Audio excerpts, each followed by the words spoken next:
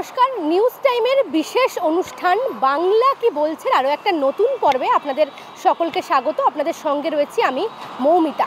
শহর কলকাতায় কখনো বেহালা, কখনো বাসড্রোনি, আবার কখনো সল্টলেক, বারবার করে পথ দুর্ঘটনার ঘটনা ঘটছে। আর এই পথ দুর্ঘটনা আরও ভয়ঙ্কর হয়ে যাচ্ছে যখন শিশু মৃত্যুর মতো ঘটনা সামনে আসছে। এই তো কদিন আগেই সল্টলেকের 2 নম্বর গেটের কাছে 215A রুটের দুটি বাস, যে বাসের একেবারে ভয়াবহ রেষারেষির জেরে মৃত্যু হলো 4র্থ শ্রেণীর এক ছাত্র আয়ুষ পাইকের। কোল খালি হলো আবারও এক মায়ের, পড়ে রইল শুধুমাত্র এক মায়ের বুক ফাটা কান্না। শুধুমাত্র এই দুর্ঘটনাই নয়, এর আগে একাধিকবার শহর কলকাতায় এরকম রেষারেষির জেরে পথ দুর্ঘটনার ঘটনা ঘটেছে। এখানেই প্রশ্ন উঠছে যে ট্রাফিক পুলিশের নজরদারি কোথায়? কেনই বা এই রেষারেষি? যদি ট্রাফিক পুলিশের নজরদারি থাকতো তাহলে কি দুটি বাস ড্রাইভার তারা এভাবে রেষারেষি করতে পারতো? এই মুহূর্তে রয়েছে সল্টলেকের বিল্ডিং মোড়ে। এখানেও বেশ কিছুক্ষণ যদি দাঁড়ানো যায় তাহলে দেখা যাবে যে সিগন্যাল যখনই খুলছে তখনই এরকমভাবে বিভিন্ন রুটের বাস তারা নিজেদের মধ্যে রেষারেষি করছে, এবং যে রেষারেষির জেরে সাধারণ মানুষের প্রাণ একেবারে ওষ্ঠাগত হয়ে উঠছে।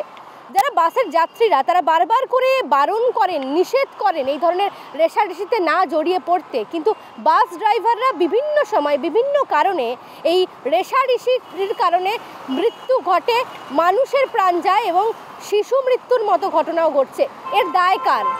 এর দায় কি শুধুই প্রশাসনের, নাকি সাধারণ মানুষেরও রাস্তাঘাটে চলাচলের ক্ষেত্রে আরও একটু সচেতনতার প্রয়োজন রয়েছে? এই সমস্ত বিষয় নিয়েই বাংলা কি বলছে আজকের পর্বে আমরা কথা বলবো। সাধারণ মানুষজনদের সঙ্গে কথা বলবো, তারা কি বলছেন, বাস ড্রাইভারদেরই বা কতটা নজরদারির অভাব রয়েছে আর সাধারণ মানুষেরই বা কতটা সচেতনতার অভাব রয়েছে। যখনই একই রুটের দুটো বাস থাকে তাদের মধ্যে একটা ভীষণ রকম রেষারেষি চলতে থাকে, হ্যাঁ, কে আগে যাবে। এবং সেটা আমরা প্যাসেঞ্জাররা যখন ভেতরে বসে থাকি আমরা রিপিটেডলি চেঁচামেচি করে বলিও, হ্যাঁ, একটু সতর্কতা অবলম্বন করা, একটু দেখে শুনে চলা, কিন্তু তখন তো সেটা তারা শোনেন না।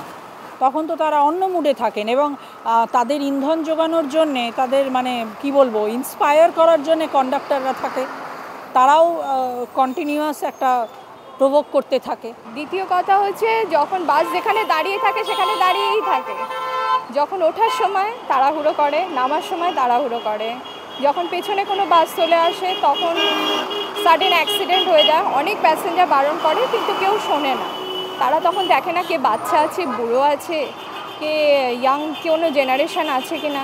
নতুন যে গাড়িগুলো সরকার থেকে যে ছাড়ছে, আমাদের একটা প্যাসেঞ্জার ক্যাপাসিটি করা একটা জায়গা ছিল, তার মধ্যে দেখা যাচ্ছে একটা গাড়ি জুড়ে গেলে আমাদের প্যাসেঞ্জার কমে যাচ্ছে, কমার জন্য রেসে বেড়ে যাচ্ছে। হ্যাঁ, দুর্ঘটনা ঘটছে এর মধ্যে, যখনই টানাটানি রেসি হবে সেগুলি প্যাসেঞ্জার কমে যাচ্ছে। আমাদের বাসে উঠলে সেই রাইডে যেমন বসি না, ওরম করে বসে থাকতে হয়। প্রতিদিনই কম্পিটিশান হতে হতে পুরো আমি এই উল্টোডাঙ্গা থেকে গড়িয়ে যাই, প্রতিদিনই তাই হয়। বাস স্টপে যদি আমরা বলি আমাদের একটু এগিয়ে নামিয়ে দাও, পায়ে ব্যথা বা কিছু, তখন করে না। কিন্তু যদি উল্টোপাল্টা জায়গা থেকে যেখানে স্টপেজ নয়, সেখান থেকে যদি প্যাসেঞ্জার তোলার হয় ফাঁকা, তখন ওখানে তুলে নেবে। আর যখন ওই স্পিড হবে তখন নিজেদের স্টপেজ চলে যাচ্ছে, তাতেও দাঁড়াবে না। আমি একজন বয়স্ক লোক, আমি ধরো কোনো একটা জায়গায় বলেছি নামবো, এই পার্টিকুলার স্টপে একটু সাবধানে নামিয়ে দেবেন, সেরকম আমি বলেছি। কিন্তু হয়েছে কি, ওরা সেই সময় হয়তো সেই মুহূর্তে বা তার আগের গোল চক্কর থেকে রেষারেষি করতে গিয়ে আমাকে আমার স্টপেজ থেকে ওভারশুট করে খানিক দূরে নিয়ে গিয়ে নামিয়েছে। শুধু বাস ড্রাইভারদেরও যে দোষ সবসময় সেটা নয়, যারা বাইকার্স তারাও অনেক বাজেভাবে ড্রাইভ করে, স্কুটি বা সেটার জন্য অনেক সময় হয়। সবসময় যে বাস ড্রাইভারই ভুল করে সেটা না, বাস ড্রাইভার তো করবেই। দেখুন, ওদের একটা অক্লান্তভাবে ওরা খাটে, সেটা ওদের এক এক দিনে 10-12টা করে ট্রিপ করছে। সেই বেসিসে দেখতে গেলে তো নিশ্চয়ই ওদের দোষ যেরকম আছে, বাকি এমনি নর্মাল লোকেদেরও অনেক দোষ আছে। তারাও কিন্তু অনেকটাই কেয়ারলেসভাবে, গাড়ি বলুন, যে সবার হাতেই তো গাড়ি, সবার হাতেই স্কুটার, বাইক, সবাই যে তারা ঠিকভাবে চালাচ্ছেন, শুধু যে বাস ড্রাইভারদেরই র্যাশ ড্রাইভিংয়ের জন্য এই অ্যাক্সিডেন্টসগুলো হয় তা না। এই স্কুটিগুলো বাঁদিকে ঘাপ করে আমার সামনে চলে এলো, আমার রানিং গাড়িতে আমি গাড়ি যখন কন্ট্রোল করে না করতে পারবো, স্কুটি যদি লেগে যাবে তখন ঝামেলা যোগ কী বাড়বে। ও তো বাঁ দিক থেকে ওভারটেক করছে না, এই ডান দিক থেকে ওভারটেক করছে না, বাঁ দিক থেকে ওভারটেক করে আমার সামনে গাড়ির সামনে চলে আসছে। রানিং গাড়ি যে দেখুন কন্ট্রোল তো আমাকে করতে হবে, যখনই ব্রেক মারবো প্যাসেঞ্জার অনেক সময় লেগে যায় ওকে মাঝে গিয়ে। বাইক স্কুটির কথা তো টোটালি ডিফারেন্ট, ওরা ভীষণই র্যাশলি চালায়। প্রতিটা জায়গায় ট্রাফিক পুলিশের কিছু নিয়ন্ত্রণ রাখা উচিত, কেননা যেখানে যেখানে রাস্তায় পাঁচ মাথার মুখে কি হয়, অনেক সময় বিশেষ করে বাইক, অটো এরা কিছু মানে না। তো বাস যখন যায় স্পিড ব্রেকার বসালেও সামনে যদি কোনো বাইক এসে যায় বা অটো এসে যায় তখন সাডেন ব্রেক তাকে মারতেই হয়। আমার নিজের আরেকটা অভিজ্ঞতা হয়েছিল সল্টলেকে, এই পিএনবির সামনেই, পিএনবির ওখানে আমি বাস স্ট্যান্ডের ওখানে জাস্ট নেমে দাঁড়িয়েছিলাম, এমন সময় আরেকজন ভদ্রমহিলাও দাঁড়িয়েছিলেন। সেদিন বৃষ্টি পড়েছিল, জলে পাডল ছিল, বোঝা যাচ্ছিল না, রাস্তার ধারে যেরকম জল জমে। আমি নেমে দাঁড়িয়েছি আর একজন এরকম শার্পলি মোটর বাইকটা এমন এলো, আমার লাগেনি, আমি দাঁড়িয়েছিলাম, আমার পাশে আরেকজন ভদ্রমহিলা দাঁড়িয়েছিলেন, তিনি নিজেকে বাঁচাতে গিয়ে স্লিপ করে পাডলে পড়লেন এবং she grabbed on to me, আমাকে ধরলেন এবং আমিও ধপাস করে পাডলে পড়ে গেলাম। কিন্তু ড্রাইভার বেরিয়ে গেল, লোকেরা হৈ হৈ করে এগিয়ে এলো, কিন্তু এই মুহূর্তে রয়েছে উল্টোডাঙ্গা হাটকো মোড়ে এবং এখান থেকে ঠিক 900 মিটার দূরেই ঘটে গিয়েছিল সেই ভয়াবহ দুর্ঘটনা। সন্তানকে স্কুল থেকে আনতে গিয়েছিলেন 4র্থ শ্রেণীর পড়ুয়া আয়ুষ পাইকের মা এবং সন্তানকে স্কুল থেকে বাড়ি ফেরার সময় স্কুটিতে করে তিনি ফিরছিলেন এবং সেই সময়ই দুটি বাসের রেষারেষি এবং এই আয়ুষ পাইকের মা যেটা অভিযোগ করছেন যে খোদ ট্রাফিক পুলিশের নাকের ডগাতেই একেবারে বাসের ধাক্কায় মৃত্যু হয় এই আয়ুষ পাইকের। একটা দুর্ঘটনা, রেষারেষির বলি, কিন্তু শুধুই কি একটা দুর্ঘটনা? সল্টলেকের মতো ব্যস্ত রাস্তায় কেনই বা দুটি বাস তারা রেষারেষি করলো, তারা বেপরোয়া গতিতে ছুটলো এবং বাস ড্রাইভারের এই রেষারেষিতে একটি প্রাণ চলে গেল। সল্টলেকের এই যে 2 নম্বর গেট, শুধুমাত্র এই চত্বর নয়, বিভিন্ন জায়গায় এমনকি হাটকো মোড়েও আমরা দেখতে পাচ্ছি যে নির্দিষ্ট যে বাস স্টপেজ রয়েছে সেখান থেকে বেশ কিছুটা এগিয়ে বিভিন্ন বাস সেগুলো দাঁড়াচ্ছে এবং প্যাসেঞ্জার তোলার ক্ষেত্রেও তাদের পর্যাপ্ত নজরদারির অভাব রয়েছে। এখানেই প্রশ্ন উঠছে যে ট্রাফিক পুলিশের নজরদারি নিয়ে কি তারপরেও সাধারণ মানুষ তারা প্রশ্ন তুলবেন না? ট্রাফিক পুলিশের নজরদারি কোথায়? হাটকো মোড়েও যে ছবি এই মুহূর্তে দেখা যাচ্ছে যে বিভিন্ন বেসরকারি রুটের বাস যেগুলো আসছে তারা নির্দিষ্ট স্টপেজে না দাঁড়িয়ে অনেকটা এগিয়ে তারা দাঁড়াচ্ছে এবং সেখান থেকে প্যাসেঞ্জার তুলছে। কোথাও গিয়ে এই যে দুটি বাসের রেষারেষি, 215 এ রুটের বাসের রেষারেষির কারণে এভাবে প্রাণ চলে গেল, এই ঘটনা শহর কলকাতায় নতুন নয়। বিভিন্ন পথ চলতি সাধারণ মানুষ তারা বলছেন যে তারা নিত্যদিন এই ধরনের অভিজ্ঞতার শিকার হন এবং বাসের ড্রাইভাররা তারা এভাবেই রেষারেষি করেন, প্যাসেঞ্জারের কথা শোনেন না এবং তাদেরকে কোথাও গিয়ে প্রত্যক্ষ মদত দেন কন্ডাক্টরেরা। এরকমই অভিযোগ বিভিন্ন মানুষদের তরফ থেকে উঠে আসছে। আয়ুষ পাইক বলে ছোট বাচ্চা একটা ছেলে এইভাবে স্পট ডেড হয়ে গেল। যা দেখতে পেয়েছি সেটা হচ্ছে সেই একই 215 রুটের দুটো বাস রেষারেষি করে যাচ্ছে এবং তার শিকার হলো এই ছোট্ট শিশুটি। রোমহর্ষক ব্যাপারগুলো, প্রচণ্ড প্যাথেটিক, নেওয়া যায় না। কি করব বলুন, এটা তো আজকে আমার ঘরেও হতে পারে, কালকে যে কারোর হতে পারে। এইভাবে তাদের বোঝা উচিত, প্রশাসনকে করা একটা নিয়ম বা রুলস তৈরি করা উচিত যাতে এটা দিনের পর দিন না ঘটে। বাই চান্স হওয়াটা আলাদা জিনিস, এগুলো তো ইচ্ছাকৃত। কালকে রাত্রিরেও যখন যাচ্ছি তখনও দুটো বাস একদম সেই বাইপাসে বাসগুলো একদম কাছাকাছি রেষারেষি করে গেল।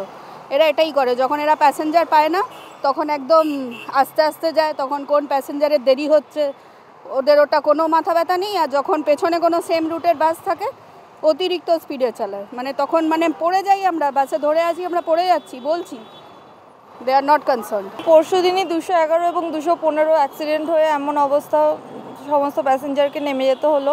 কারো কিছু আঘাত লাগেনি বড়োভাবে, কিন্তু এটা হয়েছে আপনার জোড়া মন্দিরের মুখটাতে হয়েছে। এটা তো দিনের পর দিন হয়েই চলেছে, বেড়েই চলেছে।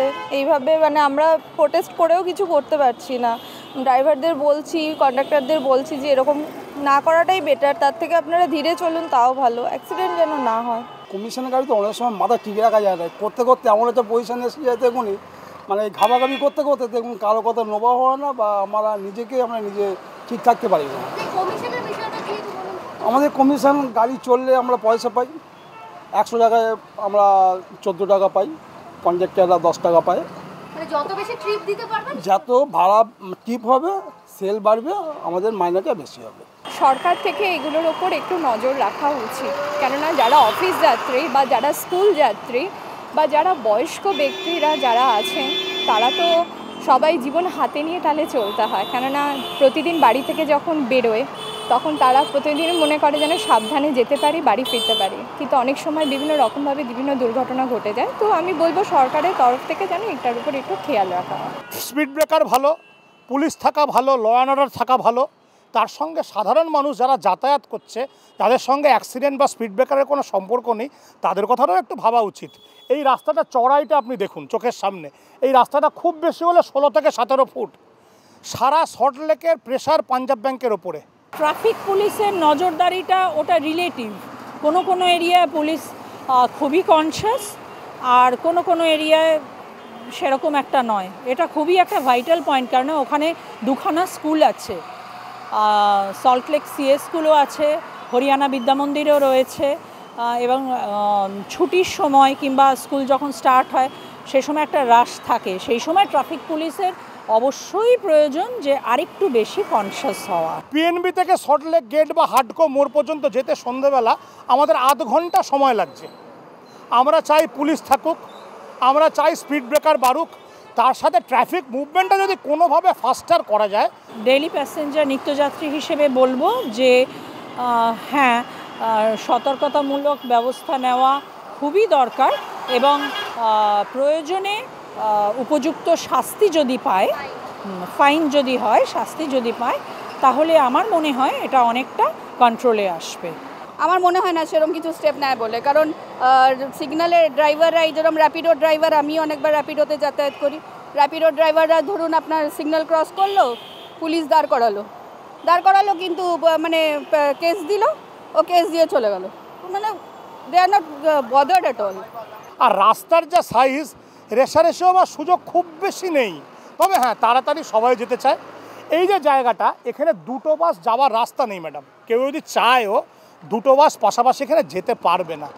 সেই কারণে রেশারেশি যে হয় না বলবো না, কিন্তু ওভারটেক করে ওকে ওভারল্যাপ করে চলে গেল, এর সুযোগটা খুব কম, রাস্তার ওই পরিসরটাই নেই। যখন মিনিস্টার্সরা যায় তখন কতটা তৎপরতা থাকে, আর যখন নর্মাল লোক যায়, সকালবেলা অফিস টাইমই হোক যাই হোক, তখন কতটা পুলিশ থাকে রাস্তায়, সেটা আপনি নিজেও as a normal human being হয়ে নিশ্চয়ই লক্ষ্য করেছেন। এই মুহূর্তে ঠিক সেই দুর্ঘটনাস্থলে রয়েছি যেখানে 215A রুটের দুটি বাসের মধ্যে রেষারেষি, এবং সেই রেষারেষির জেরে 4র্থ শ্রেণীর এক পড়ুয়া আয়ুষ পাইক তার মৃত্যু হয়েছে। সরাসরি রাস্তার ছবিটা এই মুহূর্তে দেখাবো যে কি রয়েছে রাস্তার পরিস্থিতি এবং কি কারণে এই মর্মান্তিক দুর্ঘটনা ঘটলো। একেবারে ফুটপাতের ধারেই রয়েছে দুটি দোকান, এবং যত এগিয়ে যাওয়া যাবে দেখা যাচ্ছে যে ফুটপাত ক্রমশ কিন্তু সংকীর্ণ হচ্ছে। ফুটপাত সংকীর্ণ হয়ে একেবারে এই জায়গা একেবারেই কম, অর্থাৎ বারবার করে যেটা অভিযোগ উঠছে যে পথচারী যারা রয়েছেন তারা ফুটপাত ব্যবহার করেন না, তারা রাস্তায় উঠে আসছেন, এবং কিছুদিন আগেও আমরা দেখেছিলাম যে ফুটপাত দখলমুক্ত করার জন্য প্রশাসনের তরফ থেকে একটা ব্যবস্থা নেওয়া হয়েছিল। সেই ব্যবস্থা নেওয়ার পরেও চিত্রটা যে একই রয়েছে, বাস্তব চিত্রটা, সেই ছবিটা কিন্তু উঠে আসছে। এবং সেদিনের সেই ঘটনার পরে স্থানীয় বাসিন্দারা তারা যে অভিযোগ করেছিলেন যে এই দুর্ঘটনাস্থলে যে পুলিশ কিয়স্ক রয়েছে, সেই পুলিশ কিয়স্কে ট্রাফিক পুলিশের পর্যাপ্ত নজরদারি ছিল না, যে কারণে এই দুর্ঘটনা। যে সময় 215A রুটের দুটি বাস তারা রেষারেষি করছিল, সেই সময় এই বিধাননগর সিটি পুলিশের এই যে পুলিশ কিয়স্ক, সেখানে পুলিশ কর্মীরা তারা ছিলেন না, তাদের নজরদারির অভাবেই মূলত এই দুর্ঘটনা। বাস একটুখানি পুশ করেছে, কিচ্ছু হয় না স্কুটিতে, কোনো স্কুটিতে টাচ শুধু হয়েছে, আর কিচ্ছু হয়নি, নিজে ঘাবড়ে পড়ে গেছে। দুটোর মাথায় হেলমেট নেই, বাচ্চা দুটো, মার মাথায় হেলমেট, নিজের লাইফটা লাইফ, হ্যাঁ বাচ্চাদের লাইফ না, এই করার পরে তো স্কুল থেকে সব বাচ্চারা হেলমেট ছাড়া নিয়ে যাচ্ছে। আমি মা হয়ে আমি হেলমেট পরবো, আর ছেলে মেয়ের হেলমেট পরবে না, কিচ্ছু হতো না। আজকে যদি হেলমেট থাকতো কিচ্ছু হতো না। আমরাই ঠিক না, এরা যথেষ্ট ডিউটি করে, 6টায় আসে জানেন। এই দুর্ঘটনার পরে বিধাননগর সিটি পুলিশের তরফ থেকে নজরদারি উল্লেখযোগ্যভাবে বাড়ানো হয়েছে ঠিক এই স্পটে। একাধিক ট্রাফিক পুলিশ কর্মী তাদেরকে মোতায়েন করা হয়েছে, দেখতেই পাওয়া যাচ্ছে ব্যারিকেডিং করে দেওয়া হয়েছে।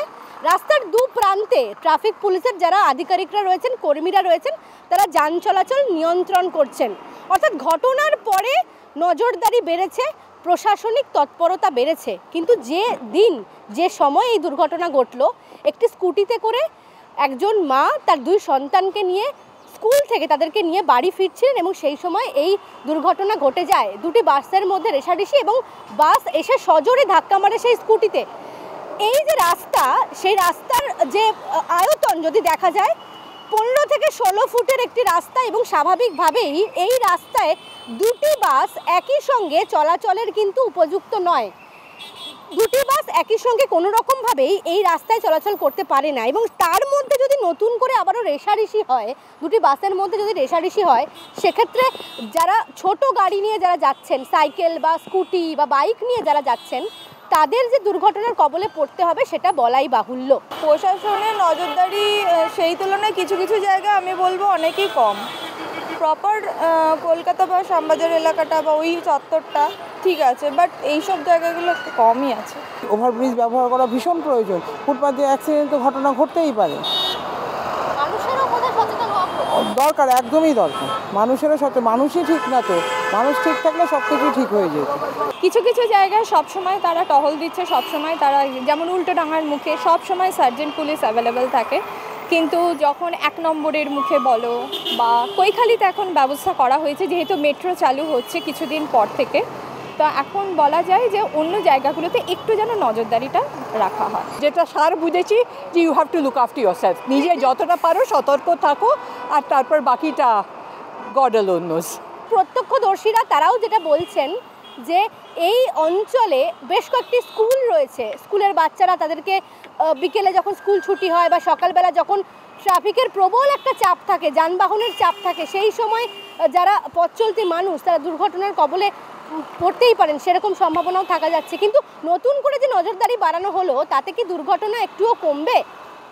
আমরা যে প্রশ্নটা বারবার করে তুলছিলাম যে ট্রাফিক পুলিশের নজরদারি কোথায়, বা এই দুর্ঘটনা ঘটার পরে যখন প্রাণ চলে যায়, শিশু মৃত্যুর ঘটনা ঘটে, তারপরে পুলিশের তরফ থেকে তৎপরতা লক্ষ্য করা যায়, কিন্তু এই দুর্ঘটনা এড়ানো যাচ্ছে কোথায়? বাসের যে বেপরোয়া গতি, সেটাকেই বা কমানো যাচ্ছে না কেন? সেই প্রশ্নগুলো কিন্তু বারবার করে উঠছে।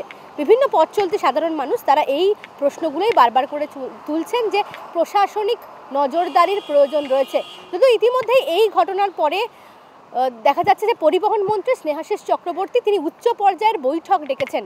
শাস্তির ব্যবস্থা সবটাই আছে, এখন যারা মনে করছে আমার কে কি করবে করে আইনটাকে ভাঙছে, কিন্তু আমরা তো এটার জন্য কতদিন চুপ করে বসে থাকবো।